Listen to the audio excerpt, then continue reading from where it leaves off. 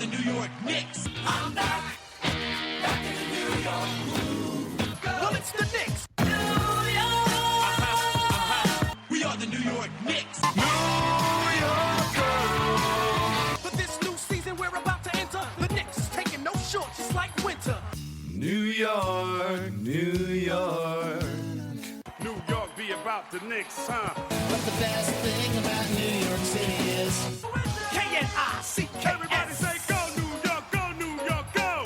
Hey everybody, welcome to the New York Knicks podcast, episode 377, part of the Almighty Baller Podcast Network. I am Jay, and with me is Mark. How you doing, Mark? Yes, I am back in the show, which means our guest from last week is not on the show this week, which means all the knowledge that was on the show last week is now gone, and I replaced that with even less knowledge. I replaced that with what is the term Trump used? Alternative facts. I have alternative facts to bring you. The learning is done, and the dumb-dumbery and tomfoolery shall commence. Yes, so I want to start the show off. Somebody called our show a joke recently. It's probably. I can't believe a show where we do the Beast Report and fake Derrick Rose would be considered a joke. I want to go off and start the show on a complete rant about a worthless piece of crap of an organization. I have to say, this is one of the worst teams I've ever seen. I am so mad. I want to talk about the Miami Heat. How do you lose to the Knicks? What kind of piece of garbage are you guys? Absolutely disgusting. We don't even have Melo. We barely win games without Melo, and you lose to the goddamn Knicks. How do you screw up our we're trying to tank, and you – we're playing Sasha Vujic. What the hell's wrong with you, the Heat? I mean, Sasha's the tank master, and he played big minutes. We're playing big minutes. We're almost like handing you the game. We're like, wink, wink, we're trying. Sasha's getting big minutes tonight, and you lose to us. The Knicks did everything except drop kick the ball every time they got it, and they still couldn't win. Yeah, I mean, what do you want the Knicks to do? Do you want, like, Hernan Gomez to go out there and try to eat the ball? Would that make it, like, more obvious that we're trying to blow the game? Yeah, that was a bad one. Yeah. Oh my God. Sasha played 36 minutes. How do you not beat us? The Knicks have been complete garbage every night, and the Heat are like, I don't know if we can beat you. Dragic can't complete a layup at the end of the game. Like, how do you not beat us? So the Heat are on like this crazy streak in the second half of the year. One of the best records in the NBA. You're going nowhere in the playoffs. You can't beat the Knicks. You're going nowhere. You might as well just sign up for getting swept in the first round because you're garbage if you can't beat the Knicks. Yeah. Thanks, Heat. Thanks for ruining our lives. We'd have a better percentage at the number one pick if you were not this much of a – okay, Heat, you're garbage. You might as well fill up the organization. As if I didn't hate the Heat enough as it is. Yeah, there's so much to hate about the Heat, and they screw up our tank. They're like my least favorite team in the league, and they just pissed me off again. Yeah. Yeah, it's complete. So I'm going to put some teams on notice right now. I have a couple teams to put on notice that I feel like you guys should fold up as a franchise if you do not win these games. The Bulls, we got you next. Then the Wizards, then the Grizzlies, then the Raptors, and the Sixers. I get it, but you guys, the first four, you better freaking beat us. You better. We're bringing our letter Q game. We're terrible. You better beat us. I mean, we unleashed the machine last game, and that went very well. I love also, you know what? Rose is not. We're gonna sit Rose. We're gonna sit Melo. We're gonna go full tank mode. We're gonna try the young guys, but we're still not gonna let Randall play very much. We're just gonna give it to Sasha because Sasha's part of our future. I had to think they were like, okay, let's hope Adam Silver doesn't call. We're just gonna put Sasha out there for 36 minutes and see what happens. For those people who get mad every time we rip on Rose and Melo, explain how it looked like our best defensive game of the entire season when they were out. I mean that's what it is. We should have played. Do you know actually? Well, we can talk about Rose is injured now, right? Rose has torn his meniscus in his knee and is out for the rest of the season. So I saw an interesting statistic. They said, it's like, did you know? Did you know? If they operated on Rose's knee at midcourt during the game, his defense would be about the same.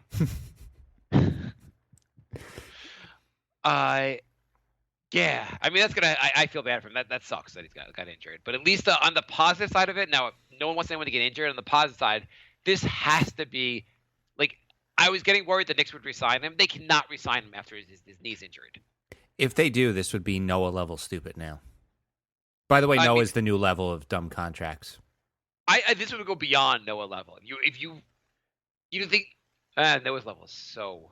I mean, the whole thing was to see if he could go one season without tearing anything, and he didn't. I was reading something. It was a great. They would give like a summary of like the Noah move, like everything wrong with it. Like, did the guy come off? Was the guy already like his career was basically over? Yes. Did you overpay him way too much money? Yes. Did you give him a multi-year deal? Yes. Did you base a lot of his signing on something like idiotic, like doing pull-ups off his arm? Yes. Yeah. I liked it when you had the guy on the show last week, and you gave the example of how Phil said he did pull-ups off Noah's arm, and he's like, no, come on. That sounds too stupid even for the Knicks, and it's like, no, the Knicks are that stupid. Yes, that was the so what happened this week? The Knicks, they lost to the Celtics today and got crushed by the Celtics. That was wonderful. They lost to the Heat once this week, but the Heat couldn't beat them twice because the Heat are a terrible organization. They might as well go play the WNBA. They lost to the Pistons. They lost to gives a crap. No, they beat the Pistons. So the Heat game that they did win, were you at least did you like the fact that like the young guys played well? Like Hernan Gomez played pretty well. I liked seeing Plumlee with a plus. What was he at? A plus 12? Why didn't Plumlee play 40 minutes? He should. Yeah. Oh my God! I still can't believe they freaking. How do you lose to the goddamn Knicks? At one point, the Knicks had 5 undrafted players on the court at the same time. Wait, who do we? Endor, Randall, Baker, who else? Kuz and who's the 5th guy? Plumlee? No, oh, Plumlee. Yeah. Yeah. Should we do an update on the tank race? Yeah, let's do that. Okay, the update is so basically, first place in the tank are the Boston Celtics because they're the Brooklyn Nets first pick, right? Yeah. Okay, so they're the Brooklyn is solidified. There's no way Brooklyn's getting out of like first place. Even though they keep winning now. They won the other night against Orlando, which did not help. I figured Orlando was going to screw up because they had to like you can't like lose to the Nets, and now Nets are on fire because they're not playing for anything anyway. Brooklyn did it right. They pretty much clinched the worst record in the NBA, and then they said, "All right, now we can try and win as many games as we can because it doesn't matter." Okay, the top 3 are locks: Brooklyn, the Phoenix, and the Lakers. Lakers and Phoenix are tied, but they're not getting out of the top 3. With 5 or 6 games to go, neither team is going to go on like a major winning streak, and I don't think they can't catch anyone. Right. So those 3 are locks. So that's third. So 4th place right now is Orlando at 27 wins and 50 losses. That is a tough one to catch because Orlando. I don't even know if Orlando might be trying right now. They're just a bad team. I don't know what the hell is Orlando doing. And by what the hell is Orlando doing, I mean what the hell is Orlando doing since they got rid of Dwight Howard? I mean, they really don't know what they're doing. The Knicks also beat them twice, and so even if we finish with the same record, the Knicks have the tiebreaker. It's like someone got like a cursed magic lamp, and an Orlando fan was like, they're rubbing it. They're like, I want the Orlando Magic to get the greatest centers, to like always have like the best centers in the league, and this will go well for us. And always get they got Shaq, didn't win a title, won terrible. Got Dwight Howard, he was really good there, didn't win a title, and now at least they got 2 finals appearances. Yeah, that's true. They got 2 finals appearances, so that's pretty good. It's more than the Knicks get these days. Okay, so that one, so those first 4 probably not catching. The 5th place is where we have to catch. 5th is Philly. The Knicks play the Philly on the last game of the season. If they have the same record, I think the Knicks have the tiebreaker, right? Yeah, because Philly's beaten us a couple times this year. Right, and if they'll certainly have it if they win that last game. Okay, we got to get 5th place. We have to. The Knicks cannot win another game this year, and they have to blow it. Against Philly, the starting lineup should be Endor, James Dolan, Charles Oakley. Isaiah Thomas will let him back in. Isaiah Thomas, and then like Herb Williams. They should take the like. It should be Mr. Met. That should be the fifth guy. It should just be the Legends night.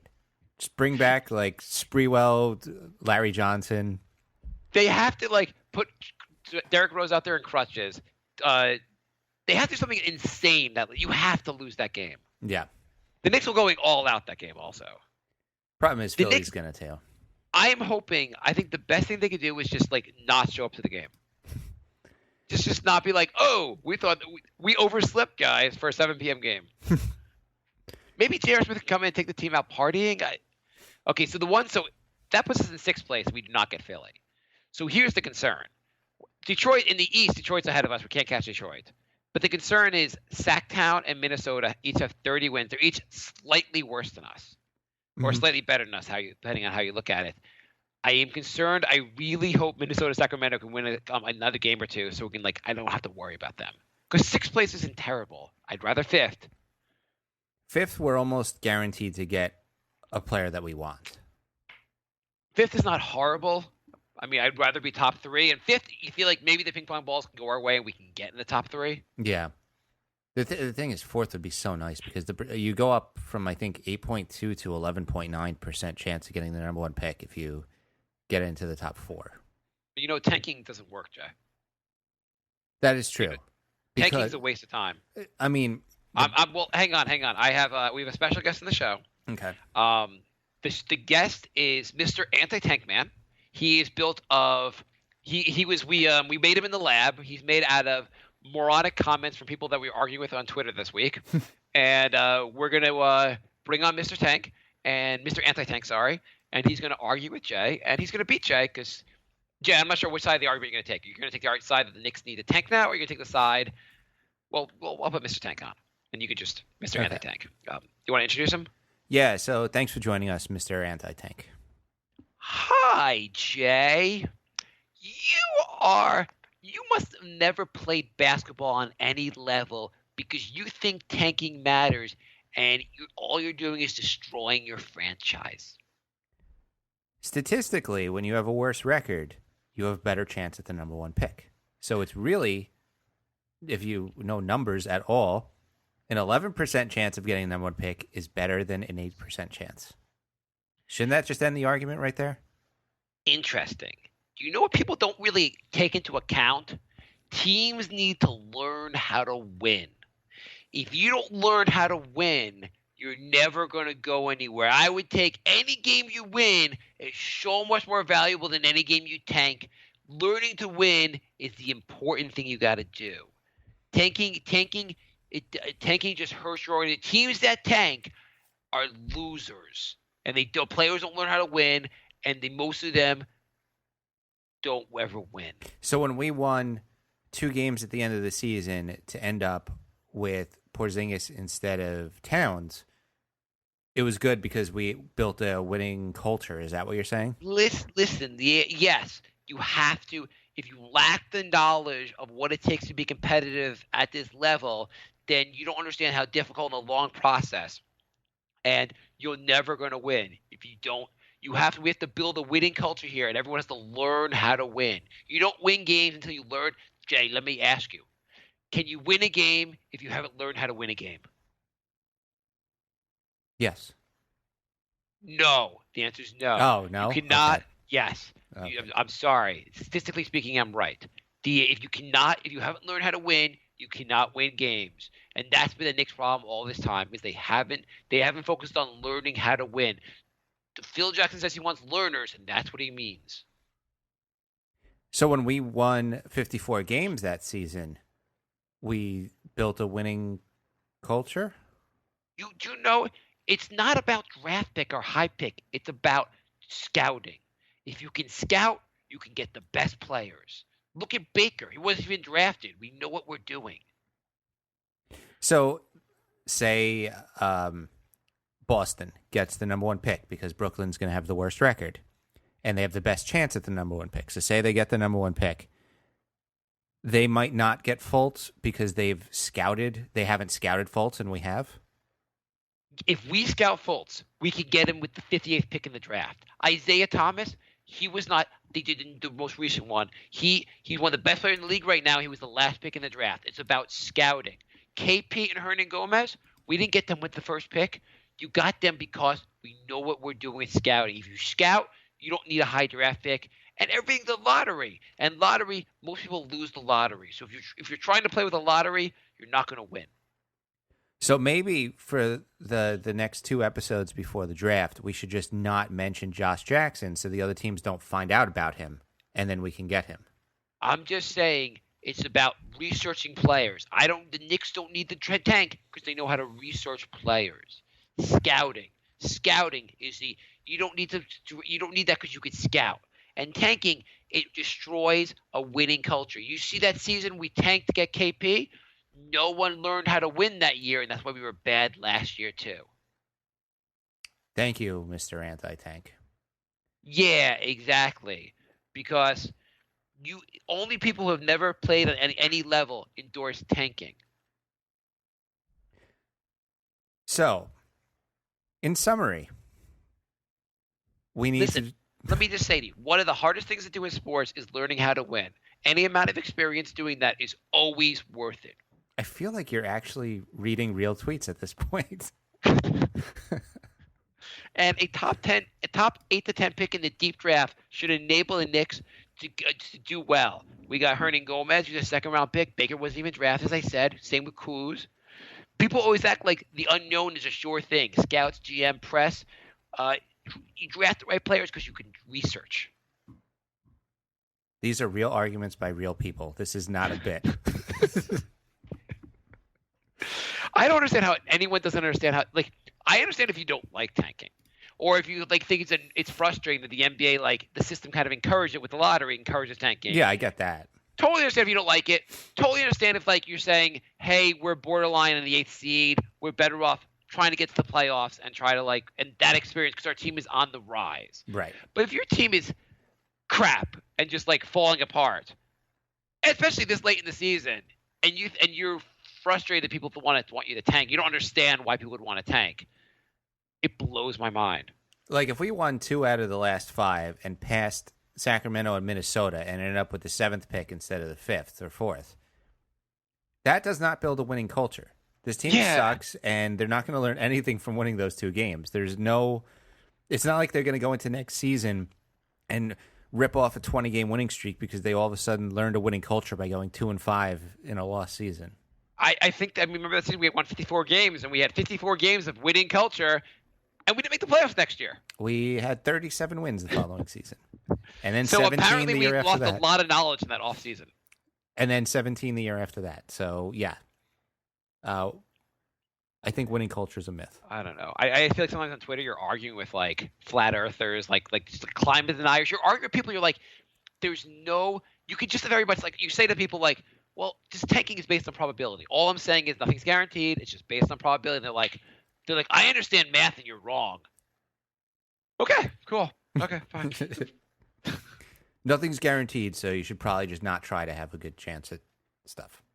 Yeah, I get it. I get there are a lot of bad teams every year and it doesn't work out for. It doesn't matter. We're just playing the odds. It's just you shoot a 3 because you have a better odds of getting 3 points from that basket. Yeah. Okay. Well, NY Knicks podcast on Twitter if you want to see our insane arguments. So here's a question for you, Jay. Yeah. I know. So I think ESPN did a ranking of the best GMs in all of. They did ranking of coaches and then GMs and then owners and then GM presidents. First of all, it's pretty messed up they put Steve Mills in last place because they didn't even rank Phil because they didn't do team presidents, right? No, they did. They did president / GM, so it was Phil / Mills. Oh, I can't believe Mill brought us down to last place. Okay, so here's a question for you. Oh, well, in case people didn't see it, Hornacek ranked 29th in coaches, Phil and Mills ranked dead last, and owners, of course, Dolan ranked dead last. Shocking that this team isn't good. Knicks fans ranked number 1 in preseason on unbacked up. What am I looking for? The optimism that's totally without reason. Unjustified, yeah. Unjustified, yes. At least this past season with Noah and Rose. So let's say, so you're of the mindset that Phil is below average, right? I mean, they said he's 30th, but you're on the mindset he's below average, right? Would that be fair to say? I don't think that's fair. I think he's way below average. Okay. So you would say basically someone average or a little bit better average, like a competent GM would have been better for the Knicks. Yeah, no doubt. Okay. So here's a question. How much better off would we really have been with a competent GM the last 3 years versus Phil? Because I have some things that in some ways I feel like Phil has been the perfect. What you said 3 years ago was you were looking for the Knicks to do a full rebuild, right? Yeah. You wanted the Knicks to let Melo go, do a full rebuild, and get young players to build around, right? Yeah. So we got Porzingis, we've got Hernan Gomez.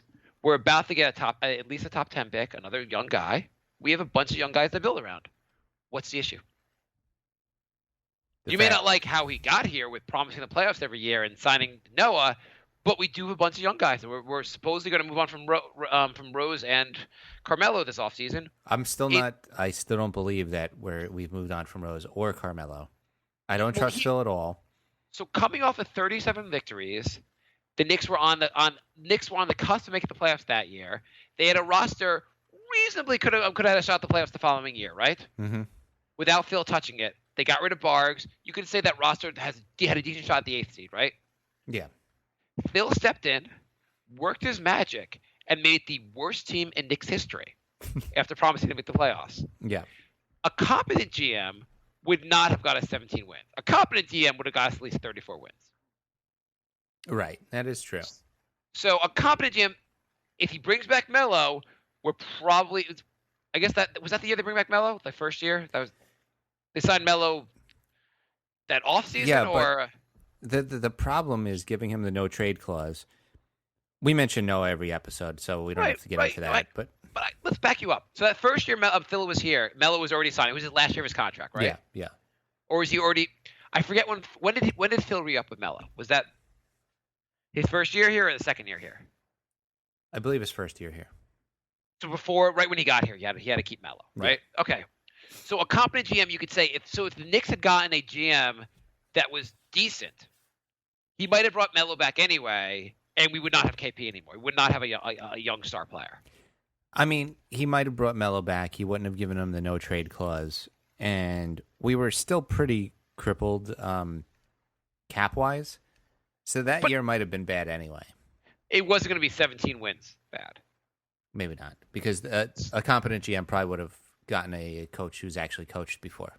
So we're probably looking at a number 14, 15 pick in that draft, right? Yeah. Maybe a little higher, actually. So right there, KP, Phil Jackson, we get KP. A GM with half a brain, we might not get KP. We definitely don't get KP. Mm-hmm. And even if they moved on from Melo, but they didn't sign him, you have to think even a competent GM, they would not have had the worst team. Phil had to work really hard to make it the worst team in Knicks history. Yeah, but it's yeah. Is your point that even though it's accidental, it's beneficial? I'm saying it's just like that 54-win season. We didn't want to play 2-point guards together, but we had to because of injuries. We didn't want to play defense, but we had to because guys on the court were playing defense. Nothing Woodsy could do about it. We didn't want to shoot a lot of threes, but that's all we could do. I think a lot of the Knicks always just do accidental. Phil has accidentally been the GM we needed, not the GM we wanted, but the GM we needed. Yeah. I mean, and this year, you think they had all this money to spend? You would have thought. You have to say a competent GM wouldn't be looking at another tanking season. 2 of the 3 seasons, actually 3 seasons in a row, the team wouldn't be garbage under a competent GM. Right. A competent GM would have kept Lopez and then signed a point guard, and we probably would have been a playoff team. Okay, so we don't get the top 10. So right now, a competent GM, we don't get KP, we don't get whoever we're getting in the top 10. We're doing a lot worse with a competent GM. Yeah, that is true. We would probably be a first round out with a competent GM. I mean, in fairness, we probably if the guy wanted to rebuild, we could have gotten a first round pick for Shumpert. Probably could have got a first round pick for Tyson Chandler. But those all been late first round picks because they've been from teams that were pretty good. Mm-hmm. So we'd have a bunch of I mean, maybe you get lucky with like a 26 pick, but chances are we have a bunch of guys who are solid role players. We don't have a KP, and we don't have the guy we're going to get this year. And maybe we get Hernan Gomez, but maybe Phil did a good job listening to his scouts and getting him, trading to get him. So right now, Phil's looking a lot better than having a competent GM. I'm glad you found a way to spin that to make it sound good. It does. And like, if you think about it, look at Carmelo Anthony, and look at his career. How many years did he play with the Nuggets? 7 or 8. Okay. And did he? How many times did he miss the playoffs? I don't think he did. 0. He made the playoffs every year. Yeah. Look at his first few years for the Knicks. Before the 54-win season before that, how many times did he miss the playoffs? None. So Phil found a guy, star player, whatever you want to argue about Melo. He actually made the playoffs more often than LeBron, who made the playoffs every year. He comes in there. Melo misses the playoffs once in his entire career. Phil's like, I'm going to make it so that every year I'm going to promise you we're going to get better, and you're not going to come close to the playoffs any of the 3 years I'm here. That is what Phil can do. It's the Phil magic. That is pretty amazing. I mean, Phil has done things that are, not on purpose, but are exactly. It's not this GM we wanted in as far as like competence, but it's the GM we needed. Andrew said, "Get Mark to the hospital ASAP." He's sounding delirious. He has done what we needed to make this team exactly. By the way, the one argument also that I've heard made by these anti-tank insane people is that the Knicks have 20 draft picks in the next 10 years. You cannot put 20 guys on the roster, so the Knicks should be open to trading draft picks. That is literally the most insane argument I've ever heard. That is even more insane than the anti-tank stuff. It is. That's absolutely preposterous. So there was a thing on Bleacher Report. I was going to send it to you, but I feel like it would be good for the show. Okay. They said, I don't know if you saw it. They had an article, 5 statistics that have defined the New York Knicks 2016-17 NBA season. I have not seen that. Okay, so it's pretty good. So the first one is it talks about Porzingis, and this is the only positive. They call it the 520-300 club. And basically, Porzingis, over his 2-year career, he has a 5.0 block percentage. I'm not sure what block percentage actually means. A 24.4 usage percentage, and a 3-point attempt rate, the percentage of field goals that are from deep, of 30%. He's the only player in NBA history with this split. And they said in the age when the two most attractive qualities in a big man are rim protection and stretching the court, you do not get better than Porzingis. Okay. So this is already going better than I thought it would. I thought it was going to be another mock the Knicks article. Well, the rest of it is. Okay. The first one's good, and they show that over last season, most categories KP has gotten better. Mm-hmm. His field goal percentage is up like 2%. His 3-point percentage is up about 2%. His assist rate's up slightly more. His rebounds are the same. His blocks are up slightly. His scoring percentages, his points per game are up slightly. He's getting a little bit better. In a year when the Knicks are a total disaster, he's managed to still get better. With no point guard. Do you think he's better at center or power forward? I'm not sure yet. I am a little disturbed with his rebound rate, though. He had 1 rebound today. He looked a lot better with having Robin Lopez next to him. I'm starting to think he's better having a decent center next to him, or at least another like power forward type play. I don't think he really is your center, but I'm not sure. It's still hard to say because the Knicks are like. When we have so many holes, it's hard to tell. It's really hard to tell. But anyway, in general, he's playing with like Derrick Rose, point guard, who doesn't want to pass to him. He's playing with a lot of problems, and he's gotten better. So that's exciting. Mm-hmm.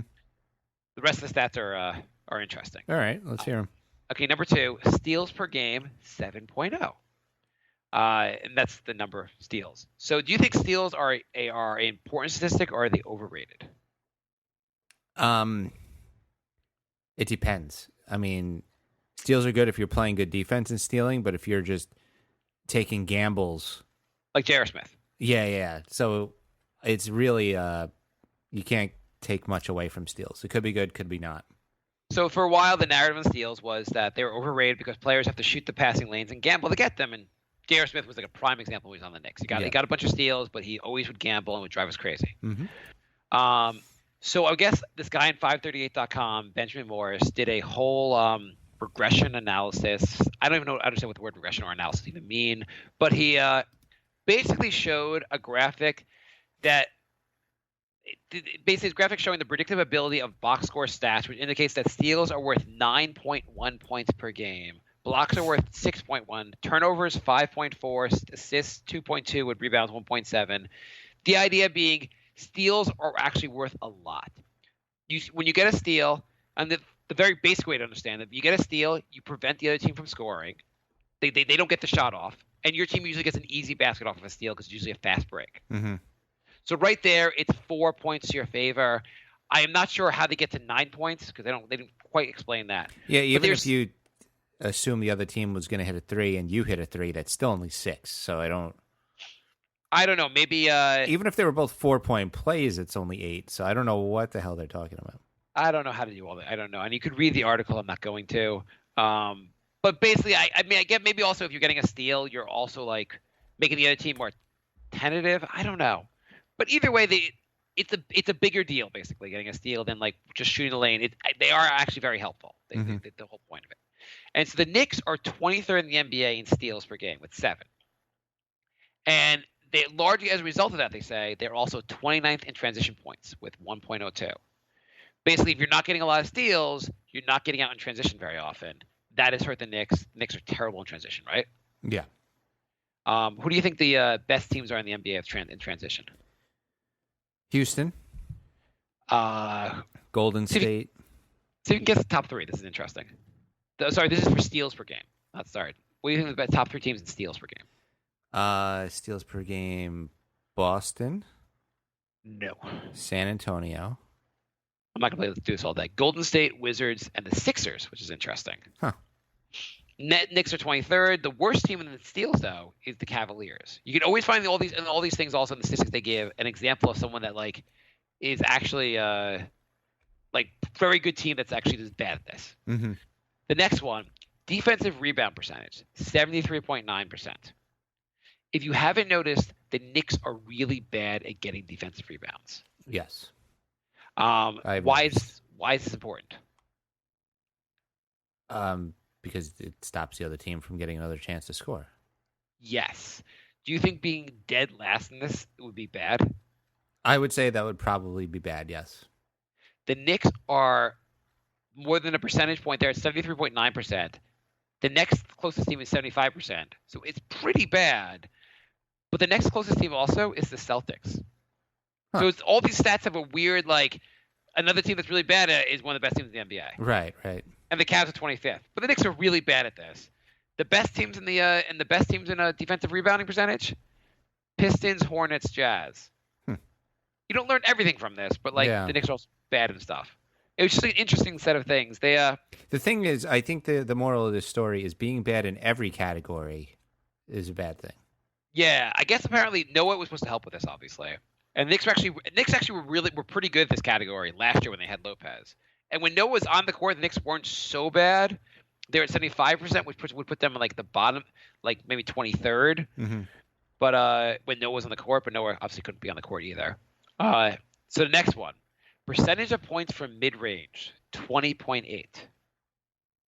Do you think this is pretty bad? Yeah, I feel like they're probably one of the leaders in the NBA in that. 26th in points in the paint, 21st in percentage of points from the three-point line. The Knicks are really bad, and they take a lot of points from the three. They're the second highest in the NBA for points from. This is another one also that's really interesting, because the Knicks are they're second. They have the second most points from mid range, but you know who's in third place? Mm-hmm. The Spurs. Yeah, but Aldridge is like one of the best mid range shooters ever.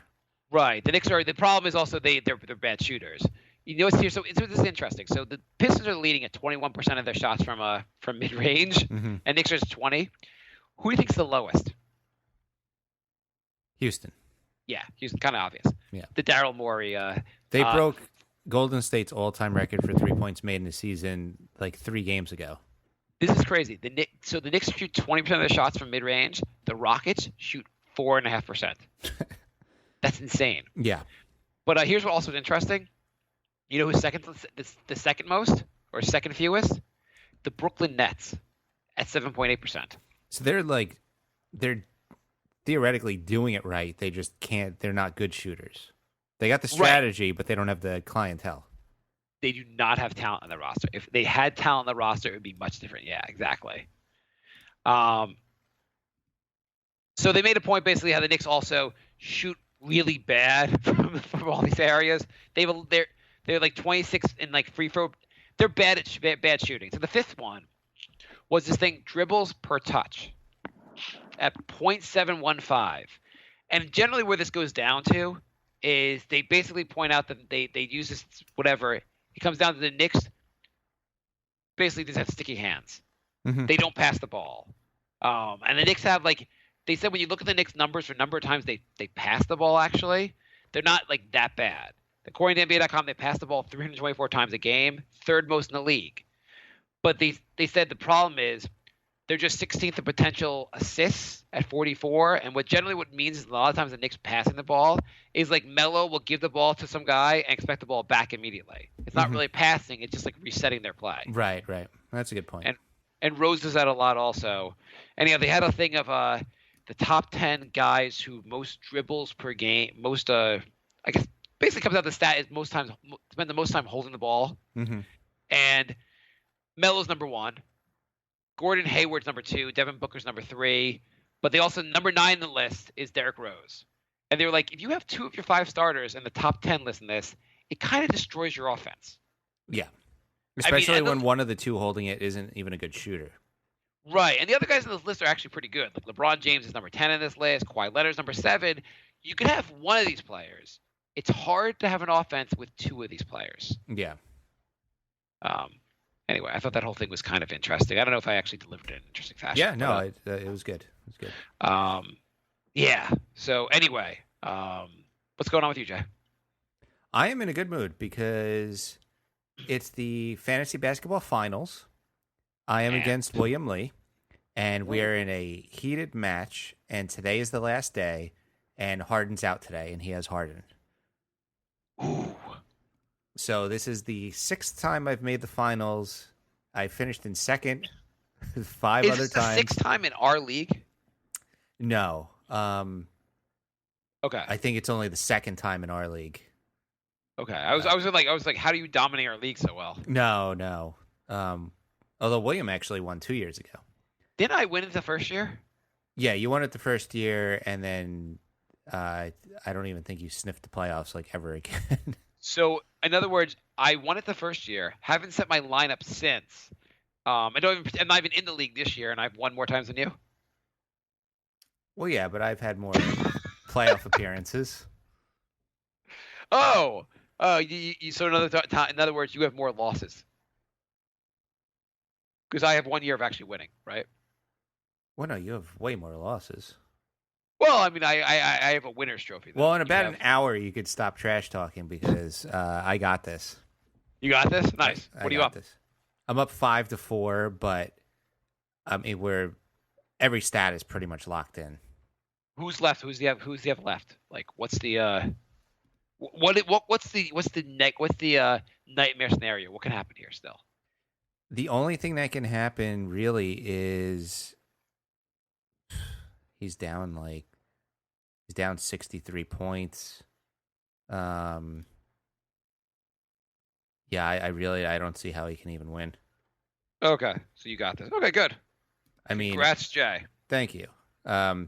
Yeah, I mean, the only way I can lose is if the one guy I have left, Draymond Green, gets 6 more turnovers in the second half of the game, and there's a challenge for you, Green. And the 2 guys William has don't get any. That's about it. Okay. He has Allen Williams and Alex Len. Not exactly two heavy hitters. Yeah, I think you have this locked up. Yeah. By the way, the Nuggets, today beat the Heat because the Heat are garbage. You want to do some questions? Yeah, I don't think we have a ton of questions. You want to go emails? Yeah. Mark writes, last week Jay challenged us to come back with an optimistic take. Hard to do without sounding like Joey Nicknuts. Here it goes. Phil is the accidental hinky. Instead of trust the process, we have run the triangle, except Phil drafts better. The triangle will ensure tanking for a couple years while we build a young core through the draft. Threat of a nonstop triangle may compel Melo to be slightly more flexible in his no-trade clause.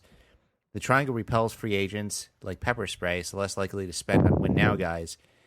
Think about the Noah signing as cap space held in a trust fund while tanking, not to be used until we are mature enough to do so. I like that. KP starts to see a plan, and in a couple years, we don't re-sign Phil and bring in a fresh team leadership. Meanwhile, KP, Willie, and our draft picks develop while LeBron and company still rule the East anyway, and they emerge with free agent reinforcements just as it becomes vulnerable. The end. See, that's pretty good. Same argument. Different take on it, but the same kind of argument I made earlier. Yeah, that was pretty great, actually. Yeah, good job. Kevin writes, hey guys, I know everyone is tired of watching this dumpster fire season along with the last couple of years. My biggest fear is that Phil is not going to draft the best player possible, but instead draft a player that would be best for his beloved triangle offense. That is the worst case scenario. It's obvious we are in need of a point guard, but Phil has a hard-on for bigs. Also, what is the email for Brink? I can't find it anywhere. It is thebrinkofsanity@gmail.com. That's our comedy podcast. You should listen to it because we want more listeners for that show. There you go. It's us in the third person, and it's us. Not us in the third person, but that would be also interesting. Yes. If the entire show is like, do you know what Mark did this weekend? I think it's funny, though. Mark writes, hey, Jay, just as a background, check out this site I came across. Will be useful as you do the draft coverage. It's tankathon.com. Kind of interesting. They do the sim lottery a bunch of times to see where we pick and who according to their projections, not only if we could stop winning games. Okay, I'm going to do a sim lottery right here. Ready, set, let's see what the Knicks pick. Knicks are at 6 right now. Let's see where we pick. And the Knicks end up staying at 6th. Let's try it again. Do it again, do it again. Knicks end up at 3rd. And do it again. Knicks end up back at 6th. I keep getting Malik Monk. Monk at 6th. How do you do that? Oh, they did let you draft? Tankathon.com/mock_draft. Oh, okay. Let's do the sim lottery and let's do the pick, okay? Oh, so the Knicks got Monk, yeah. Monk's not bad. I just got Dennis Smith as point guard. I didn't think they did that. Okay, so here we go. The Knicks got 7th, and I got Monk. Let's go again. I just did it, and the Hornets moved up 11 spots to get Fultz. Oh, wonderful. Knicks got Monk again. Knicks got Monk again. So they really like Monk for the Knicks. Do you like Monk? What do you think? I don't know enough about Monk. Oh, Lonzo Ball, number 2. I just got that too. Oh, that'd be amazing. I'd be so happy with. I obviously I'd be very happy with Ball or Fultz. I would love Josh Jackson. Everyone else, there's other good players, obviously, but like those are the guys I'm really, really excited about. I just got Ball 3 times in a row. And I'm not going to give up about those guys. I want to hear. I'm not going to give up to these guys until I know where we're actually picking. So thank you for that, Mark. Lorenzo writes, hey guys, I just had a message pop up in my emails. It must have been from a show earlier in the season. It reads, if New York doesn't make the playoffs, one of the following has to occur. Light a New York shirt on fire, put tonsils back in, Brooklyn Nets tattooed on forehead for me, apparently. If New York makes 50 wins, dinner after win 50 at Clyde's. Which one are you going with? Can we please have Mark light a Knicks shirt in his mega mansion? Does he have his own personal fire brigade? Oh, my God. Well, the season's not over, Jay, so we should plan our dinner at Clyde's. We should look at the 50. Probably. I mean... What were the other ones? We had light a Knicks shirt on fire, put your tonsils back in, which is hilarious. What were the other ones? And the last one was to... get a tattoo, right? Get a Nets tattoo on my head. Oh, man. I'm not a big fan of that one. I feel like all of the things. I mean, me laying a shirt, like I'm not gonna lay. I have kids here. I'm not gonna lay a Knicks shirt on fire. So I think Jay, you have to get your tonsils back It's in. a big house. You could just put them in the West Wing and then burn the shirt in the East Wing. Sim lottery again. We get Malik Monk. Josh writes, did you read Kevin O'Connor's article in The Ringer today? I'm not so much interested in Love Williams stuff as I'm intrigued by the prospect of trading down in this draft. Simmons By the always way, goes on the about... Knicks, the Knicks got Fultz just now. Nice. Go on. Simmons always goes on about there being no shortage of good point guards in the NBA, though we always seem short of one. The question, if the Knicks got a top 2 pick, would you be okay trading down to 4 to select Monk or Jackson and get another couple of picks or starting quality point guard? So basically doing like when the Orlando got number 1, they drafted Weber and they traded down Anthony Hardaway to get Anthony Hardaway, who's I think number 2, and they also got I think a number 1 pick for that also, right? Right. I would be okay with that. I am okay if you're going to trade down if you're getting a lot of value for it. Yeah. So if you're going to get like that team's number 1, when Knicks need a lot to like win. If you're trading down, if you're saying I'm going to trade Fultz, I'm going to get Josh Jackson, say, and I'm going to get the Magic's number 1 pick also, or whoever. Yeah, I can see the argument for that. That could be a good trade to make. Yeah. I would be totally open to that, and the Knicks have to explore that if they have a top pick. Yeah, that wouldn't be the worst thing to do. I mean, we have so many holes. Getting 2 players would definitely help. We're pretty far away. That also was the argument used against us. We're against on me on Twitter this week when I was arguing with someone was that the Knicks are so far away that it's pointless to tank because we need so many guys. Yeah. George writes, not to sound like an a-hole, but aren't you guys glad Rose got injured? There's no way they sign him now. I mean, yeah, of course. I would never say no way with this front office, but I think it definitely really helped.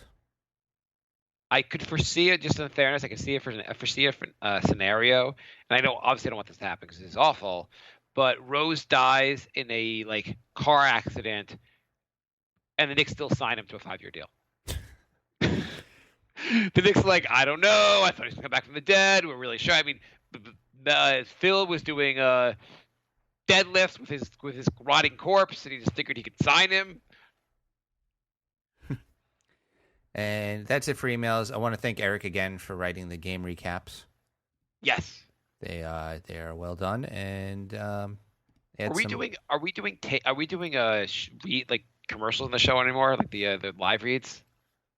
I need to hear back from Chris what's going on with that. Okay, so we're still making up our own live reads? Yeah. Okay. What live read do you have prepared for the show? The show has been brought to you by Taco Bell because Jay loves Taco Bell and would love free Taco Bell. So eat chalupas. Taco Bell, kind of like watching the Knicks because what you see in front of you ends up in the shitter. Okay. No. I don't think we're going to get a lot of free tacos with that one, but. Oh, sorry. I meant the Knicks. It's true, though. Taco Bell's strategy is that you have to keep eating more food because it goes through you so fast. Taco Bell, send us free stuff. Taco Bell, where expectations far exceed what you actually get. Like the Knicks. There we go. High five over Skype, Jack. Nailed it. Nailed it. Patrick writes, Facebook, who's the real MVP this year? This is a good one. I'm going to say it comes down to, is it LeBron's had a great year also. Do you think LeBron's still in the running? Not really. I think it's a 3-way race. 3-way? Yeah. Because I have a 2-way race. You're including Kawhi Leonard? Yeah. Okay. Because LeBron's stats are damn good this year. They are. But the Cavs don't look that great this year in comparison to other years. But he's still his field goal percentage is 54%. His truth is he's almost 60% in his his effective field goal percentage. That's amazing for a guy like that. Yeah. And he may not be averaging a triple double, but he has 8 rebounds and 8 assists a game. His stats are absolutely crazy. I just I feel like maybe it's. I mean, the East is so bad and they're underperforming. So, yeah, you know, Kawhi Leonard stats are also great. His He actually plays defense. I mean, he shoots about 48% from the field. He's a high 3-point percentage. Yeah, his effective field percentage is 53%, and he's one of the best defenders in the league. Yeah, he's far and away better than the other guys who are up for MVP running as far as defense goes. But LeBron's also a heck of a defender. He is, but Kawhi's much better. He's not Kawhi. Yeah. Turnovers, he barely turns the ball over. LeBron turns the ball over a little bit now. Yeah. Okay, so then the other guys are Westbrook and Harden.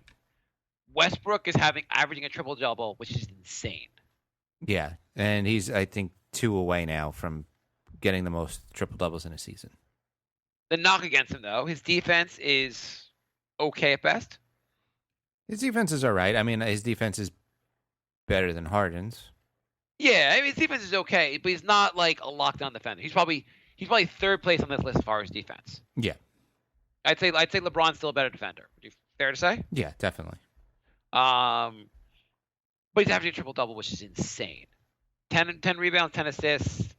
Do you feel like the rebound category is like his team kind of like because he wants triple-double? He wants triple-double so much that the team just kind of lets him get extra rebounds? No, I think he's like a really good defender, a rebounder. Okay. Then goes but the team itself is mediocre this year. They're going to make the playoffs, but not by much. Yeah, right? but they're in the West, and who's the second best guy on that team? Adams? Yeah, they don't got a lot. It's not a good yeah. Yeah, I guess you could argue what's the other guy? The guy from Orlando. Anthony Davis? No, or Orlando. or Oladipo. Oladipo, yeah. I guess. I mean, if Oladipo's your second best player, it's not very impressive. No, I guess you're right, Adams, but like it's not. Yeah, that's So right now, Oklahoma is sitting in the 6th place. 10 games above 500. 6th place is not bad. Rockets are in 3rd. Harden's shooting numbers aren't that much better, actually. I thought Harden's shooting numbers were a lot better than Westbrook, but they really aren't. Well, since he hurt his wrist, his numbers have been absolutely terrible. Yeah, because I thought he was like 48, 49%, but now he's down to 44%. So he's really. I mean, he screwed William real bad this week. Yeah. I don't know. Who do you got? I think I'm going Westbrook just because I think if we removed all those players from their teams, I think the Thunder are the worst. That's what I go by. That's a good argument. That's a good argument for MVP. For me, that's what an MVP is. Like Tyronn Lue and probably Stephen A. Smith. They were always like, how can it not be LeBron? He's the best player. It's not the best player award. It's just not. So well, I do think if you remove LeBron from Cleveland, they are a much worse team. They're much worse, but I mean, they still have 2 All-Stars.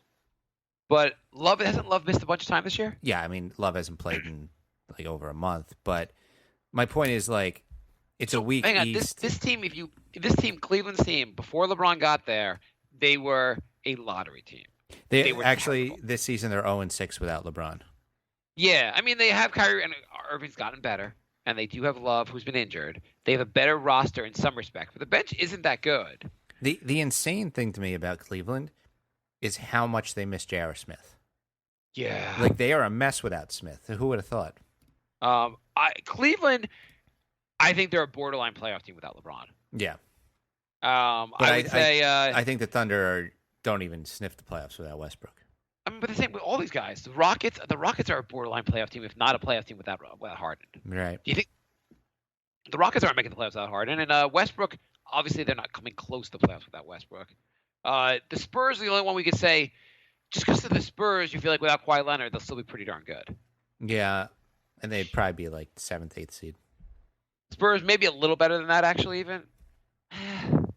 Yeah, I'd say. I mean, Kawhi Leonard, in some respects, the best defensive player, should get it because his stats are so good. I think Westbrook's going to get it because the triple-double thing is insane. Mm-hmm. But I don't think it's such a clear case that like you remove him from the team and they take the biggest drop. Because I feel like Cleveland would take a huge drop without LeBron, and Houston would take a huge drop without Harden. The Westbrook thing is telling because when he doesn't get a triple double, they usually lose. So it's not like empty stats. Right. I would say I'd give it to Westbrook. My number 2, just because he's such a good defensive player, is Kawhi. 3 is LeBron, and 4 is Harden. I had Harden number 1 for a little while, but I would say you could even argue LeBron number 2 over Kawhi, just because I think how much of a difference that guy makes. I'll give it to Kawhi number 2, but one I'd say with Westbrook. We both agree with Westbrook. I'd agree with the 4 you just said. Yeah, in that order. Yeah. Yeah, I feel like Harden, because his numbers have fallen off a little bit. I mean, yeah, all those players they make a huge difference in their team. It's not like yeah, I don't know. I don't have a better example, but it's not like if you remove LeBron from the Cleveland, they'd still be a very good team. Right. It was when like LeBron was on. That's why Durant's not getting any MVPs, because they're still the best team without him. Yeah, exactly. And if you moved, like when LeBron was on Miami, I know he probably got MVP awards there, but at least that team, you could say with Wade and Bosh, that team was still been a very good team. Yeah. But this Cleveland team, I feel like they drop off a lot without LeBron. But yeah, you can't give Durant's out anyway. But even if Durant wasn't injured, I don't think he'd have a shot in the top 4. No, definitely not. Next question. Martin writes, tanking importance of losing the last game versus Philly, NCAA tourney, NCAA players that can go late in the second round, NCAA players that are underrated and may go undrafted. What are the ways the Knicks can get more draft picks? Any of your overseas players that may be looking to make its way to the NBA? I guess these are all topics. So tanking, we talked about before, super important. Important to losing that last game versus Philly, insanely important, right? Yeah. What's the Knicks really do? The Knicks should basically – every player should have to speak out loud about what they're doing in the triangle. I am cutting now because I am trying to do the triangle. That's what the Knicks should do. The Knicks have to announce what they're doing out loud in triangle. That would be the best way to lose that game. Mm-hmm. NCAA tourney, are you watching? No. Okay. So if you want any college info, listen to the last episode. Yeah, there's a lot of college info, so we'll move on from that since we have none. So you were on the show. I listened. It was a good show. What player do you like? Who do you like the Knicks get? I know we need a point guard, but I think I'm sold on Jackson now. Yeah, I like Jackson. If we could somehow get the number 1 pick and then trade down for Jackson and Talinka, Frank, whatever Frank is. Yeah, Nick, if we could get those 2 guys, I would be really happy. Though I'd be excited by Fultz or Alonzo Ball. I'd be so excited. Yeah. I think, and this hasn't been. I think it's May 16th is the draft lottery, and we should be doing a live show during that because we got to get our reactions on the show, right? Yeah. Raymond writes, the other topics were how can the Knicks get more draft picks? How can the Knicks get more draft picks? Trade Courtney Lee or Melo. Yeah, I guess Melo. Those are only 2 like actual assets, other than being insane and trading Billy or Porzingis. I mean, Melo's something about not knowing where he was in this team anymore or his role anymore. And they talk about his minutes being reduced, but like his minutes being reduced from playing 36 to 30 minutes. It's not like that big of a reduction. And also, like, if you don't know what role you're the leader of the team, what's wrong with you? Well, I think I can understand that. No, I wouldn't give him crap for that because look at this team. I understand no one knowing their role in this team anymore. He's leader of the what? Team. That's his role. Yeah, I guess. I mean, this team is. He also has been like the team's GM/president's been trolling him all year. I mean, they were talking about trading him. Like, how do you know your role anymore? Because your team's like, we don't want you here anymore. We're gonna figure out how to get rid of you in the offseason. Do you think that? I had a theory that Phil was instituting the triangle again as a way to get Melo to open his list of teams he'd be willing to go to. I don't think it's that. I think Phil is just stuck in his ways and he's being very stubborn about it. Wouldn't it be great though if they got rid of like Melo was like, fine, I'll go to like any like whatever team, and then they got rid of Melo and Phil's like, I've rethought the triangle. Right, triangle's actually overrated. We're gonna open it back up again. Thanks, Melo. See you later. I have to think his list is gonna be like They said during the trade deadline, I guess might have been the Clippers, maybe Boston, Cleveland. Do you think the list has to open up a little bit, right? Probably. I mean, it depends what Boston does in the playoffs. Like if they really underperform and get bumped out in like the first round or something, I could see them pulling the trigger. I have to think like what? Yeah, I think if one of these teams has a really like if Cleveland Clippers is not seem one like they're getting sick of their roster. yeah, you think if like Boston doesn't like goes in the first round or Cleveland doesn't even make the final, someone's going to do something crazy, basically, maybe in our benefit. Right. And any Euro overseas players that may be looking to make its way to the NBA? Sure. Raymond writes, if Fultz or Alonzo isn't available, would you be upset if taking the best player available, like Tatum or Jackson, or should the Knicks draft the point guard no matter what? Best player available. Best player available. I think so many holes. We need the best player available. It's not like we're only missing a point guard. I would limit it. I would hope to limit it for the first round pick to a guard or a small forward. I don't want a power forward or center if the best player available. But I think it's a guard heavy draft anyway, right? Yeah. But you wouldn't take like a center or a power forward just because he's the best player available. I would probably not. Yeah, that's the second round maybe. Hopefully the second round. I'm hoping to get like a Euro guy, someone who has some like extra value in the second. It would be great if the Knicks second round pick can actually be a role player. Mm-hmm. Douglas writes, how do you remain hopeful? As a Knicks fan, my strategy is the act somewhat like an ostrich. Don't watch the games until they start when they're winning. And start when they're winning. That sounds pretty good. Alan writes, I didn't like Jay not asking my question last week. That tipped me over to Team Mark. What did you not ask for, Alan? I thought I answered every single question. Well, Jay, way to lose some fans while I'm gone. Alan writes, so even the Knicks won't resign Rose now. I hope not. Oh, yeah, we ran out of time last week. Sorry, Alan. Alan, Jay is a big jerk. Team Mark rules. Alan writes, how will the Knicks build around KP, and will they do a better job than rebuilding around Melo?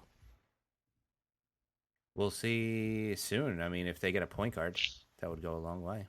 Or even a small forward. I want a bunch of players that can play defense and distribute the ball. I feel like this team will look a lot better. I mean, even the triangle will look a lot better without Melo here. Yeah. In fairness. Paul writes, did you guys watch the game today? They mentioned this stat that the Knicks have the best fourth quarter defense going by opponent's field goal percentage. What WTH? Wait, say that again? The Knicks have the best fourth quarter defense going by opponent's field goal percentage, which is an important stat. Oh, yeah, well, that's good. That's usually when we're down by 20 and we pull out all our starters who don't play defense and then the bench players go in. I think it also has a lot to do with a lot of times teams are stomping our butts around that point. They kind of like take a step back and the Knicks make their big comeback. And a lot of teams just aren't playing as hard as they should be in the fourth quarter because they're up by too much. Yeah. And then they start playing well in the last minute or two to make sure the Knicks don't complete their comeback. I don't think that stat is yeah. I'd be happy if it was like all four quarters, not the fourth quarter when the Knicks are already down a lot. Yeah. Alan writes, I remember reading that the Knicks hired an analytical firm to explain to Dolan how valuable a first round pick is. Why am I not surprised? Could we the fact that they need to spend money on a firm to convince our owner that oh god. Do you want to cut to I think we actually have we have some leaked audio of Dolan with the firm, analytical firm. So why don't we just cut to it? I'm gonna sing my Fix the Knicks song. Hey, analytical firm, what do you got for me? So I noticed you keep trading away first round picks. Yeah, it's like they're not even real things. Yeah. You know what? Actually, we have significant data to contrary to what you're doing. I made a PowerPoint presentation and everything. Interesting, but I get real players back for things that aren't even real players. Yeah, they turn into real players, James. What? Yeah. It's like an IOU card. Wait, you could use those things for like to get players later? Yeah, how do you think Cleveland got LeBron? What? Yeah, man. This is crazy. We had the same exact conversation last year. Wow. This is the 19th time we've had this conversation. So you're saying every year I get one of these things and I should trade them away immediately? Yeah, just like I explained to you last year. This is part of Fix the Knicks, Fix the Knicks. I got a song called Fix the Knicks. Fix the Knicks. Instead of writing that song, you should actually remember this conversation more than 24 hours later. You know what? I have a better idea. I have a better idea. Instead of me trying to figure out what you're saying with this whole like pick worth something kind of thing, like I can't follow that what is that, like hieroglyphics? But instead of that, I've got one of the greatest coaches of all time. I'm going to hand the franchise and I'm going to step away for 5 years and see how it goes. And we're done. See you next year. Alan, to continue Alan's question. So he said this was after the 2013-14 season. Do you think Dolan learned something? Also, is it bad that an owner had to pay someone outside the organization to tell him something that simple? Like, how does he not understand the cost of the cost control salary? And why did no one tell him in the organization? I'm pretty sure it's similar to what we just did. They told him, and he just started singing "Fix the Knicks." Yeah. Well, we actually we have leaked audio of also of something else. This is from Dolan's personal life. Someone he paid to give him advice. I'm just gonna cut to it right now. Mm-hmm. So you're telling me I should light dynamite and just hold it in my hand? That's crazy. Yeah, it's reckless and dangerous. Oh, good. Okay, thank God. I was gonna just do it. But good thing I hired you you guys as consultants. Thank you. I'm not gonna light dynamite and just hold it in my hand anymore. Good idea. All right. Can you start paying in cash? Just in case. Yeah. Are you saying this cash thing also it's worth something? No, it's not. You should just give it to me. It's not really worth much. I'll throw it out for you. Okay, cool. Here, take it. I have so much of it. My dad gave me so much. Andrew said I should edit a video about analytics for Dolan. Frank writes, now that Rose's knee is blowing out again, I put our chances of re-signing him at approximately 200%. You? Yeah. I'm going to cut to also James Dolan with his analytical firm this summer. So you're saying he needs both knees to play basketball? Since when? Yeah. So you're saying I'm saying we should just sign him because if he has one knee, that's more than zero. He should be able to be just as good as he was before. Guys, between his torn meniscus and all the money we're about to throw at him, we're definitely going to win. Hey, Phil. I know you want to, but could you not give Noah more money this summer? He just gives him a double contract. We signed Noah to an extension. Guys, we got Rose and Noah for the next time. I have an announcement. I'm not going to re-sign Rose, but I just gave Noah a second $17 million contract. Let's see, who's the free agents this summer? I just want to look this up for 1 sec. 2017, I know the show. I don't know if it's running long or not. Yeah, I don't we really are. care. Okay, we're almost done here. 2017 you don't free care agent. You go to bed after the show. What'd you say? I said you don't care because you go to bed after the show while I post stuff on. Anyway, go ahead. Okay, I just want to look up real quick. I'm trying to figure out the dumbest thing we can do this offseason. Here we go. Dumbest thing we can do. Hey, he's not even coming off. He's actually having a decent year. I'm predicting it right now. 5 years, $80 million, Tyreek Evans. That's a good one. I've been saying George Hill just because he's 31. He's pretty good. It's pretty good, but he's 31. By the way, Patty Mills would be pretty good. I wouldn't mind Patty Mills. Depends on how much. Well, isn't that always? Yeah. Or Sean Livingston. They'll give him like $70 million, and Sean Livingston will get Actually, here's what I got it. Alex Len, who's not been a good player for Phoenix, will get a giant deal from the Knicks. Yeah, it'll be the new James Jones. Yeah, and it'll make so much more sense because he also plays center, a position we already have. I think it's also got to be like a guy that has a big name but just has been terrible. Oh, here we go. I got it. 5 years, $100 million, Deron Williams. Yeah, that's the total Knicks. Guys, we need a point guard. Yeah. Former All-Star. And how will Phil justify the signing? Once an All-Star, always an Um, All-Star. He did. He held my feet while I did a sit-up.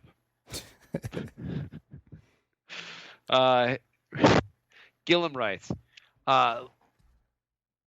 Will you have Sean Darethel? How do you pronounce the guy's last name? Darenthal. Darenthal. Darenthal.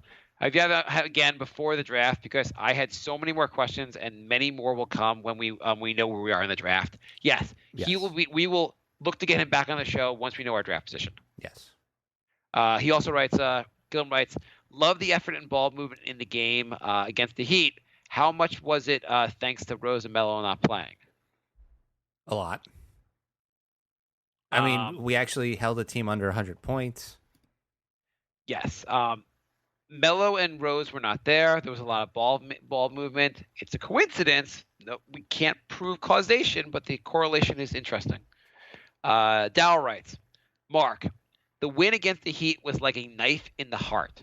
I see as late as last week, Melo finally agreed that it's his time. That it's time that the senior guys let the bench take more minutes and get some experience. Really, you guys called that sometime in December, I think, which has proven deadly accurate. Can you explain to us how these people in charge of the Knicks are so wealthy? Please explain what you think they do. They do to the team this offseason. Well, these guys are so wealthy. I mean, the Knicks are the most valuable franchise in all the NBA. Can you imagine if they were actually good?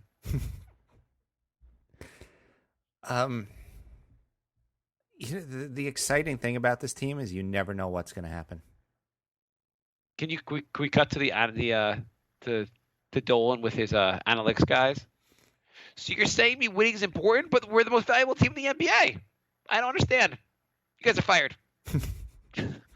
Feed me grapes. Fan me.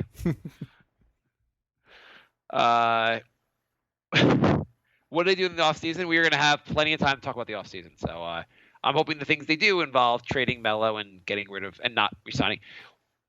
Why do you think they kept Rose around this? You think they were before the injury? You have to think they were seriously considering bringing him back, right? Absolutely. There's no way they're bringing Rose back, right? I mean, the whole thing was to prove he could last the whole season, and he couldn't. So they'd be so stupid if they did. So my guess is, like, worst case scenario, they bring Rose back on a 1-year deal. No. If they sign Rose, they're going to lock him in. Well, they might say he's injured. You have to do another 1-year deal to prove you're going to be healthy. Nope. That's not the way the Knicks do it. Like they did with Noah. Noah coming off 2 of the worst years of his life when he was of his career, was injured the whole time. Any team would go for a 1-year deal. The Knicks were like, "How about 4?" And Noah signed as fast as possible because he was like worried the Knicks would like realize they wrote a 4 instead of a 1.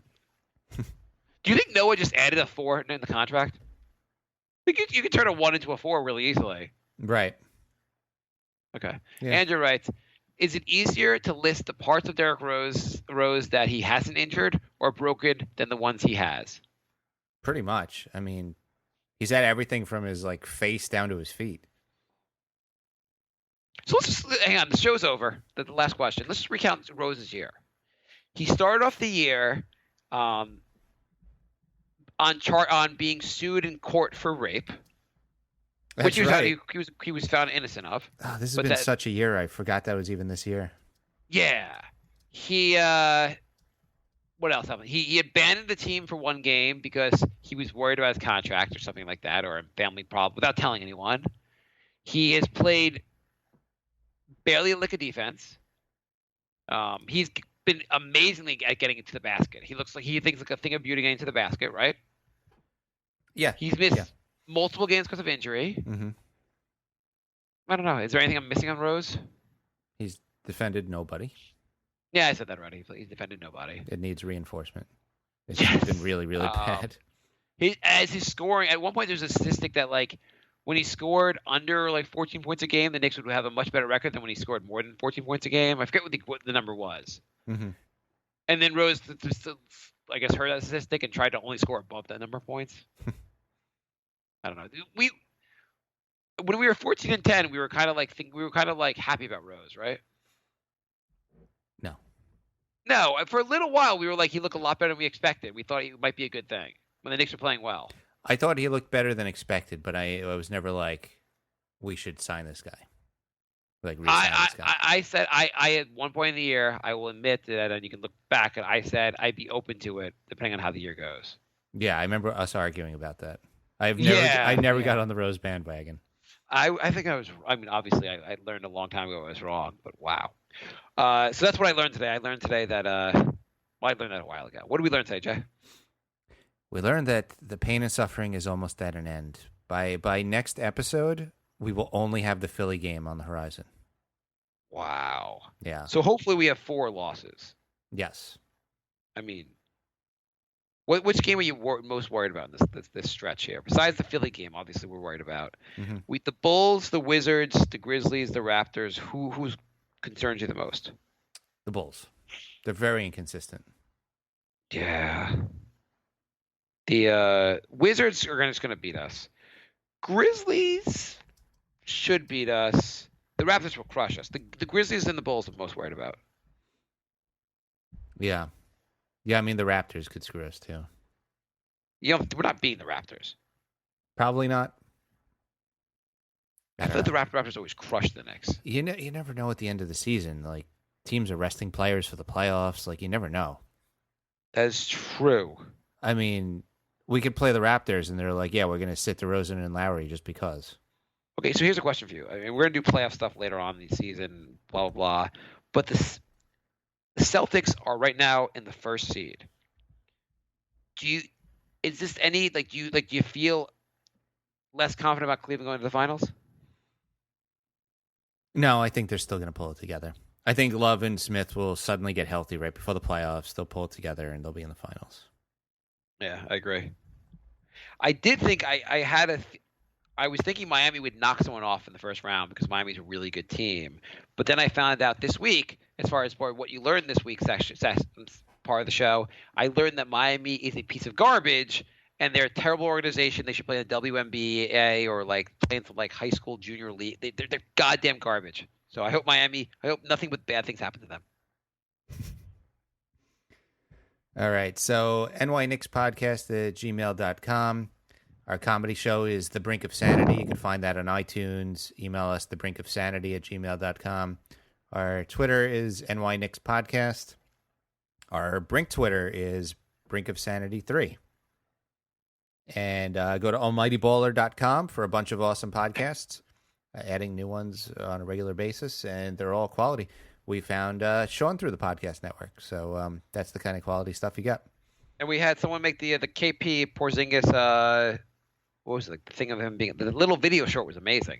Yeah. Check out our Twitter for that. That was another guy who just joined the network, and he made an awesome Porzingis cop animation video. Very cool. Yeah, it was hilarious. So thanks for listening. We'll be back next week. I believe we're doing Monday next week. Yeah, Monday because of the Jewish holiday of Passover. Okay, so we'll see you guys next Monday. Yes. My